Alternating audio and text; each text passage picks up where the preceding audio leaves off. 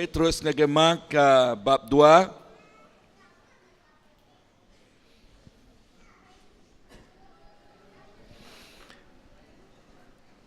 Sebenarnya aku maik temuka ngagai mak bab 1. Bab ayat ke 40 41 ya.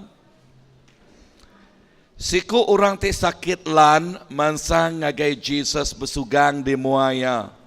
Lalu berjakuk minta tolongnya. Tuhan, enti nuan dekat. Nuan oleh nyuman kaku. Ayat ke-41. Jesus sinuk benalati nya alai ngunjul ke jari lalu nego uranya ko ya. Aram kita nyebut aku enang dekat. Kata Tuhan dia mana? Aku enang dekat. Amin. Nama te kertempuah kita, nama te kereta spek kita, dengar tu. Tuhan te penolong kita nyebut aku endang dekat.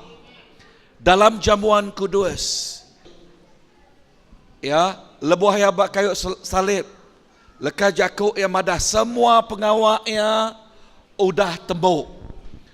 Dalam jamuan kita, leka jakuk Tuhan madah dalam jamuan kita, lebuh kita ngambil jamuan kudus.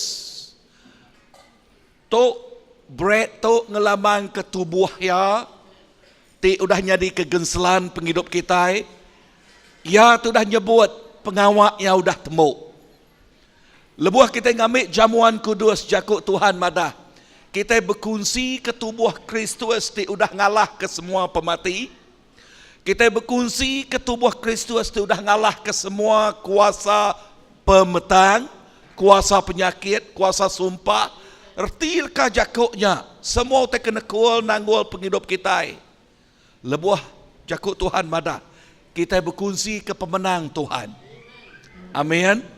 Jakuk yang ada sebaca kita tadi. Aku dekat. Ya dekat. Ngau kita. Nyawap kita. Tubuh yang denyuk ketegal kita. Ba regang megak. Tuhan mencurahkan darah ya. Lebuh kita ngambil jamuan kudus. Ai anggul untuk ngelamang ke darah Jesus Kristus. Dia udah nuci meresi penghidup kita. Hari pujung palak datang ke ujung kaki. Dia udah meresi ke penghidup kita.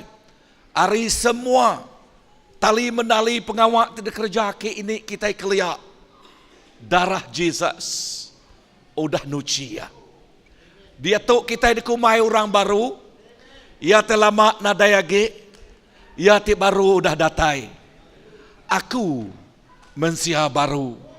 Begulai ngau Tuhan Jesus. Dia tahu kita bisik penghidup. Mensia baru tahu. Bisik penghidup ti meruan belamanya.